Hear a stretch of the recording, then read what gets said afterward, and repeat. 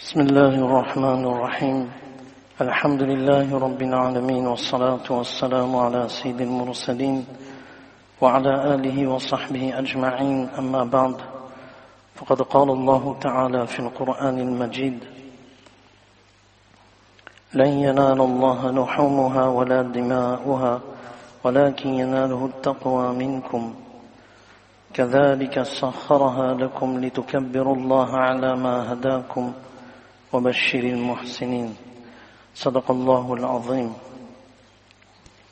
وقال النبي صلى الله عليه وسلم اللهم إني أسألك الهدى والتقى والعفاف والغنى أو كما قال عليه الصلاة والسلام ربي اشرح لي صدري ويسر لي أمري واحلل عقدة من لساني يفقهوا قولي سبحانك لا علم لنا إلا ما علمتنا إنك أنت العليم الحكيم وإني أعوذ بالله أن أكون في نفسي عظيما وعند الله صغيرا رب ارحمهما كما ربياني صغيرا جزا الله عنا محمدا صلى الله عليه وسلم بما وأهله اللهم صل على محمد أفضل صلواتك اللهم صل على محمد وآله ألف مرة.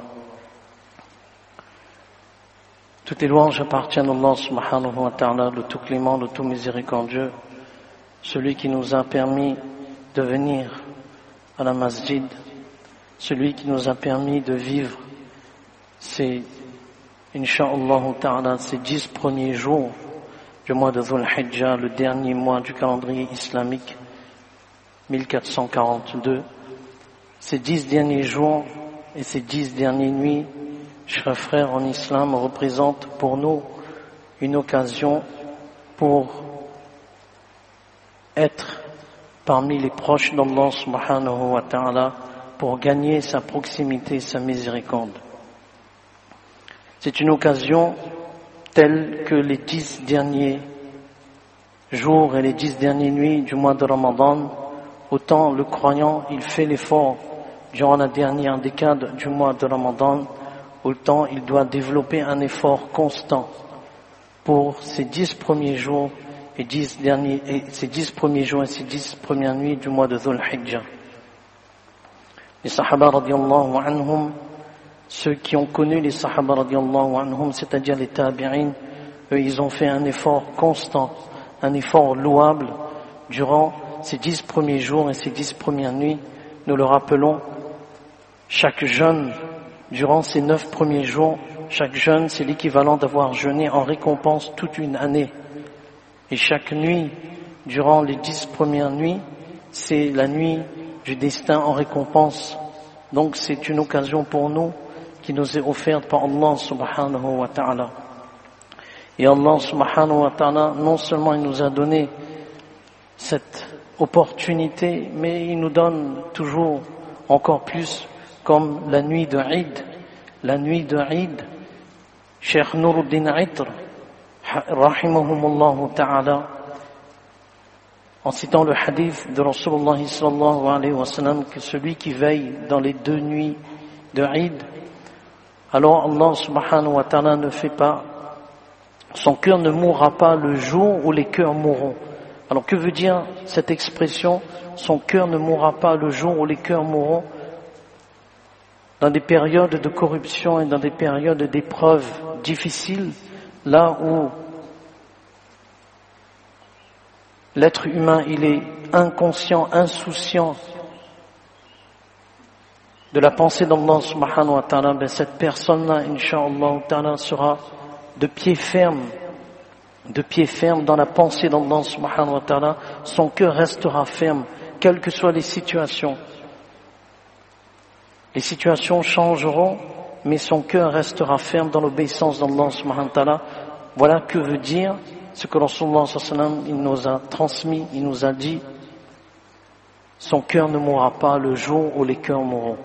Donc Allah subhanahu wa ta'ala nous a donné ces occasions, et le takbir avant le takbir qui est obligatoire après chaque salat, farz, aussi bien pour les hommes que pour les femmes, à partir du 9e Dhul Hijjah jusqu'au 13e Dhul Hijjah, la salat d'Asr sera inclus, et cela commencera mardi prochain. Mais avant cela, il y a le takbir qu'on lit dans les rues, c'est une sunna de Rasulullah sallallahu alayhi wa sallam.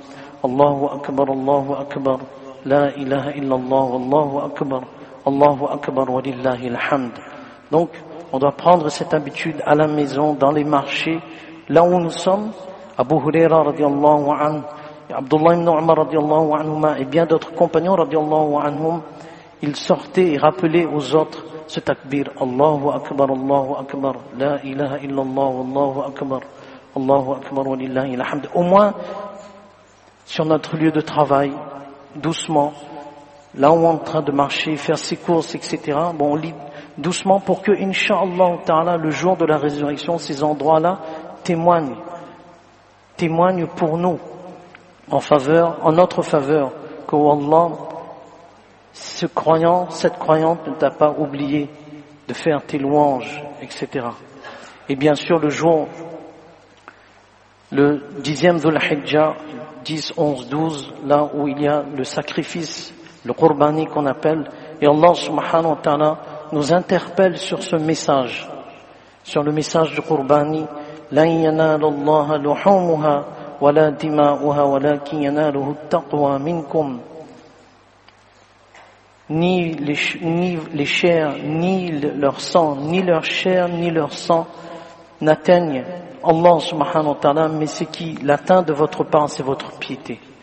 Alors le tafsir, at-taysir fi tafsir de l'imam Abu Hafs an-Nasafi rahimahullah, il écrit en commentaire de ce verset, أي لا تبلغ رضاه ولا يكون مقبولا عنده أعيانها ولكن يناله التقوى منكم وقصد الائتمار وطلب الرضا والاحتياط في ذلك والتحرز عن الحرام والشبهة.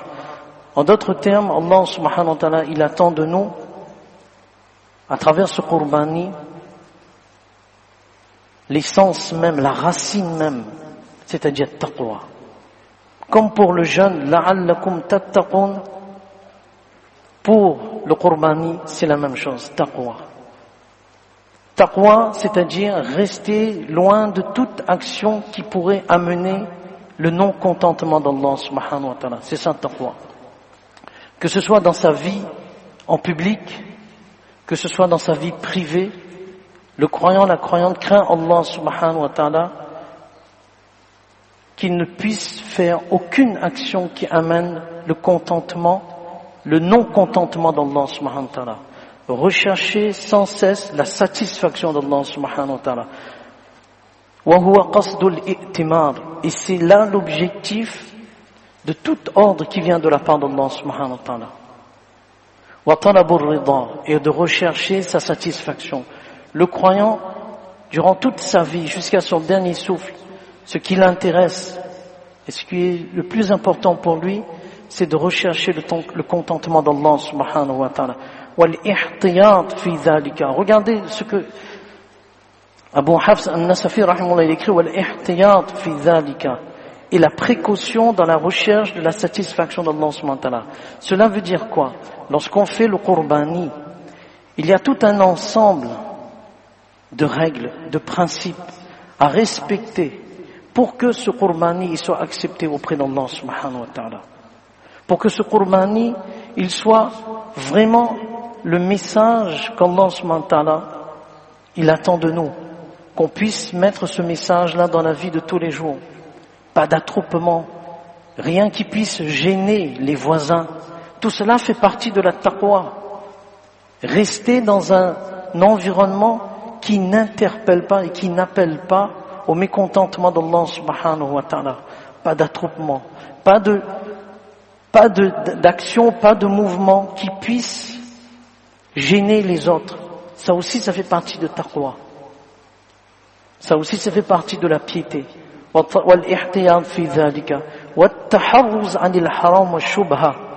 Et rester loin de tout ce qui est illicite et de tout ce qui est douteux.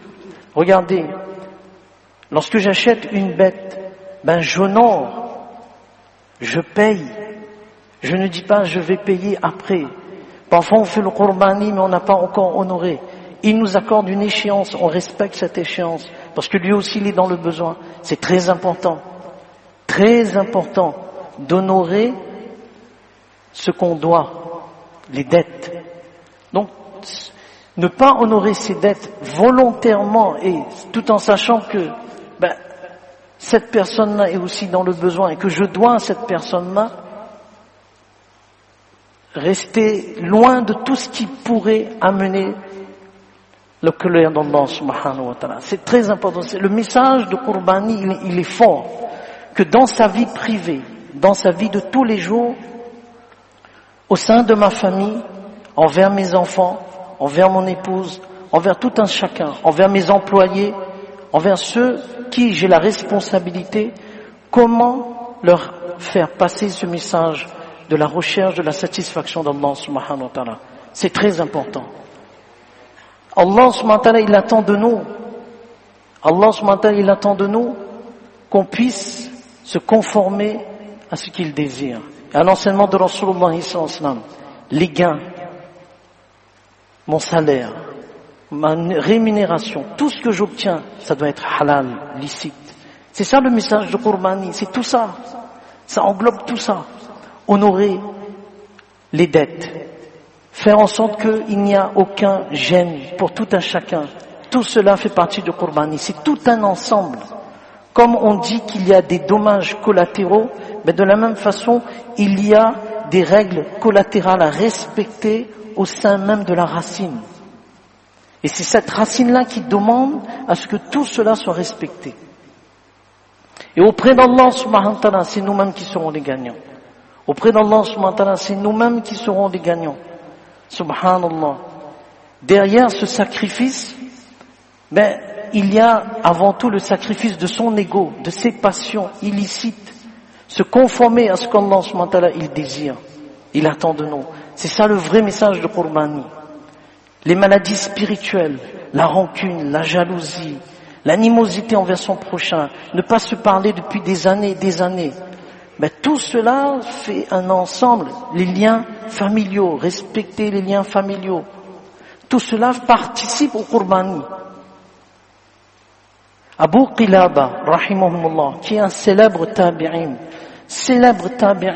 c'était l'étudiant de Abdullah ibn Abbas, radiyallahu anhuma.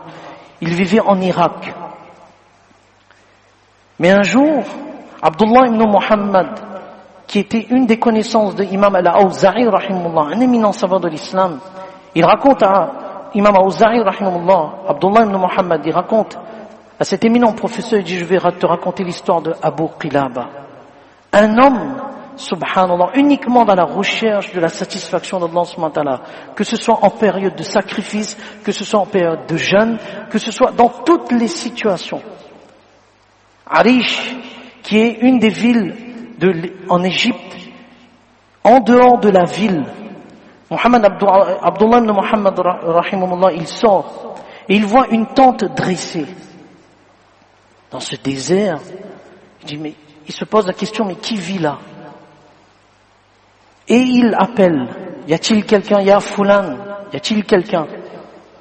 Et là il entend une personne qui est en train de faire dua. Allahumma awzi'ni an ahmadaka hamdan ukafi'u bihi shukra ni'matik allati an'amta biha alayya wa faddaltani ala kathirin mimman khalaqta tafdila. Il fait Abu Qilaba rahimahullah, l'étudiant de Abdullah ibn Abbas radiyallahu anhu, est en train de faire dua. Il dit, Wallah, permets-moi de te louer une louange qui suffit comme gratitude, comme reconnaissance pour les faveurs que tu m'as accordées et que tu m'as favorisées parmi beaucoup d'autres. Abdullah ibn Muhammad, il entend ce dua, et lorsqu'il voit l'individu, il n'a pas de main, il n'a pas de pied, il ne peut faire usage de ses pieds, de ses mains, il est malentendant et il est malvoyant. Et il s'étonne de ce doigt. Il dit, où un tel? Il lui a pas demandé qui tu es. Il dit, où un tel? Parce qu'il était étonné par le doigt de cette personne. Il dit, où un tel? Qui tu? Pourquoi ce doigt? Mais montre-moi la faveur qu'Allah subhanahu wa ta'ala, vu ton état, montre-moi la faveur. Il dit, j'ai une langue. J'ai une langue où je peux louer Allah subhanahu wa ta'ala. Abdullah ibn Muhammad, il est saisi par cette réponse. Et tout de suite, Abu Qilaba rahimahullah lui dit, puisque tu es là, peux-tu me rendre un service? J'ai un fils qui était à mon service, je ne vois pas, je n'entends pas. Mais ce fils, il est obéissant. Il veille à ce que, pour l'heure de la salat, il me fait faire le wudu, parce que je vois pas bien. Je ne peux pas utiliser mes mains. Pour manger, il me fait manger. Si j'ai envie de boire, il me fait boire. Il dit, ce fils, depuis 3 jours, je ne l'ai pas vu. Alors, Abdullah ibn Muhammad, rahimahullah, il dit, mais bien sûr que je vais te rendre service, je vais à la recherche de ce fils, et certainement une grande récompense m'attend pour être au service d'un homme dans telle situation. Et il part. Il quitte ce lieu, il part, et il va à la recherche de ce fils, jusqu'au jour où il voit le corps de ce fils qui a été mangé par les proies, par les animaux du désert. Maintenant, il se dit, comment je vais dire à Abu Qilaba, rahimahullah, que son fils, déjà, sa situation, maintenant, il perd un fils. Allahu Akbar. Comment je vais lui dire? Alors, en chemin, lorsqu'il va autour, il dit, je me suis remémoré de l'histoire de Ayyub, alayhi salatu wassalam, qui a eu une maladie, qui a perdu sa famille, qui a perdu ses biens, etc.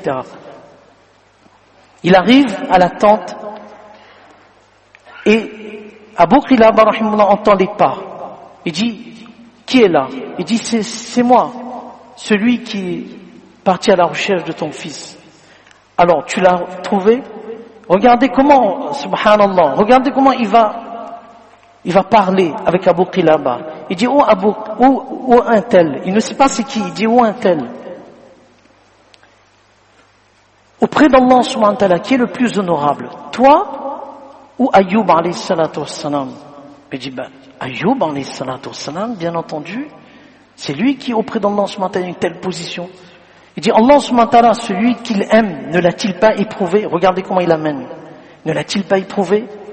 Par la maladie, par ses biens, par sa famille? Il dit oui, bien sûr. Il dit, il était patient. Et il continue. Et Abu Qilaba rahimahullah, il a compris. Il veut me dire quelque chose, une mauvaise nouvelle. Il dit, dis-moi. Il dit, ton fils a été mangé par les bêtes du désert. Son corps a été... Alors regardez qu'est-ce qu'il dit. Abu Qilaba rahimahullah, il dit, la première chose qu'il va dire, il va dire, Alhamdulillah. Alhamdulillah, toutes les louanges appartiennent à Allah subhanahu wa ta'ala qui m'a donné un fils qui ne m'a jamais désobéi, qui n'a jamais désobéi à Allah subhanahu wa ta'ala et qui est un fils dont j'ai espoir qu'il ne mérite pas le feu. Regardez un père, qu'est-ce qu'il dit à propos de son fils? Allah subhanahu wa ta'ala fasse que ceux qui ont encore des papas, wallah, ceux qui ont encore des pères, avant que leur père ferme les yeux, qu'ils entendent ça, Inch'Allah, de la bouche de leur papa, Inch'Allah ta'ala. Regardez qu'est-ce qu'il dit. Abu Qilaba, ce fils a été à mon service. Ce fils a été à mon service. Il n'a jamais désobéi à Allah. Et ensuite, il dit, Inna lillahi wa inna ilayhi raji'un. Dans un hadith, il est mentionné que celui qui joint les deux, lorsqu'il perd un proche, un être bien aimé, et en l'occurrence un fils, lorsqu'il joint les deux, alhamdulillah, Inna lillahi wa inna ilayhi raji'un. Allah construit pour cette personne-là une maison dans le paradis qu'on appelle Baytul Hamd, la maison des louanges, Baytul Hamd. Et lorsqu'il dit Inna lillahi wa inna ilayhi raji'un, il pousse un cri et il décède. Abdullah ibn Muhammad rahimahullah, maintenant c'est lui qui dit pour une deuxième fois, après avoir dit première fois Inna lillahi wa inna ilayhi raji'un pour le fils décédé, en voyant le père maintenant qui décède, il dit Inna lillahi wa inna ilayhi raji'un. Il dit qu'est-ce que je vais faire dans le désert? Dans le désert. Si je le laisse, je ne pourrai pas l'inhumer, je suis tout seul. Il faut creuser dans le désert, je ne pourrai pas le donner. Et si je quitte, les animaux vont venir et manger son corps. Alors il reste, il pleure. Il pleure, il pleure. Et soudain, un groupe de 4 hommes arrive. Subhanallah, de nulle part dans le désert. Mes frères, c'est pas une histoire, c'est pas une fiction, c'est pas une histoire à dormir debout, c'est écrit par Ibn Hibban rahimahullah dans son Kitab al-Thiqat. Alors il voit 4 hommes qui débarquent. 4 hommes. Et ils reconnaissent Abdullah ibn Muhammad. Il dit, mais qu'est-ce qui s'est passé, Abdullah? Il dit, voilà. Il raconte l'histoire. Et comme Abdullah, il a couvert le visage, il dit, montre-nous le visage de cet homme. Lorsqu'ils ouvrent, ils dévoilent le visage. Il dit, Abu Qilaba, ils le reconnaissent. Abu Qilaba, l'étudiant de Ibn Abbas, radiallahu anhu. Mais quel homme! Cet homme, on va te dire qui est cet homme. Cet homme qui n'a jamais regardé quelque chose d'illicite. Et cet homme qui n'a jamais prononcé quelque chose de mauvais. Cet homme qui, tous les membres étaient dans la satisfaction d'Allah subhanahu wa ta'ala. Ils font le janaza, etc. Ils l'enterrent. Le soir, Abdullah ibn Muhammad, il s'endort. Il voit en rêve Abu Qilaba dans un verger parmi les jardins du paradis. Subhanallah. Et en train, souriant, il dit, ya Abu Qilaba, mais Subhanallah, mais qu'est-ce que tu as fait pour qu'Allah subhanahu wa ta'ala, il te donne cette position, cette noble position auprès de lui? Alors, et il était en train de lire ce verset. Salamun alaykum bima sabartum fa ni'ma uqbad dar. Salam, 13e sipara. Salamun alaykum bima sabartum fa ni'ma uqbad dar. Paix sur vous parce que pour ce que vous avez enduré, comme est bonne votre demeure finale. Il dit Allah subhanahu, il était vêtu de vêtements du paradis. Il était vêtu de vêtements du paradis. Il était dans une bonne condition. Et Abdullah ibn Muhammad lui demande, mais comment as-tu eu cette position? Il dit, et ça c'est une leçon pour nous, l'histoire se répète, les principes restent les mêmes, les bases restent les mêmes. Si l'histoire se répète, si on ne respecte pas ces principes justement. Il dit, et ça résume notre vie, dans les difficultés, j'ai fait preuve de patience. Dans l'aisance, j'ai fait preuve de reconnaissance auprès d'Allah. Parce qu'Allah subhanahu wa ta'ala, il m'a donné. Et avec ça, dans ma vie privée et dans ma vie publique, parfois on est responsable de telle chose. Et les gens nous connaissent dans la vie. Ah, tel imam. On est responsable de telle chose. Ça c'est le public. Le public nous voit. Mais dans notre vie privée, qui sommes-nous? Voltaire avait l'habitude de dire, nul homme est un héros pour son valet. Il faut demander ceux qui fréquentent. Demandez à l'employé comment est son employeur. Demandez aux amis qui est vraiment ton ami. Demandez à l'épouse qui est l'époux. Demandez les proches. Ils vont vous dire réellement. Pas sur les réseaux sociaux où 1 million fait like, alors que dans notre vie, il n'y a pas le comportement de Rasulullah sallallahu alayhi wa sallam. Il dit, j'avais taqwa. Voilà le message de Qurbani. Qu'Allah subhanahu wa ta'ala nous donne tous vraiment la compréhension de ce qu'on vient de dire. Qu'Allah subhanahu wa ta'ala fasse que notre vie soit empreinte de la recherche d'Allah, de l'amour d'Allah subhanahu wa ta'ala. Amen.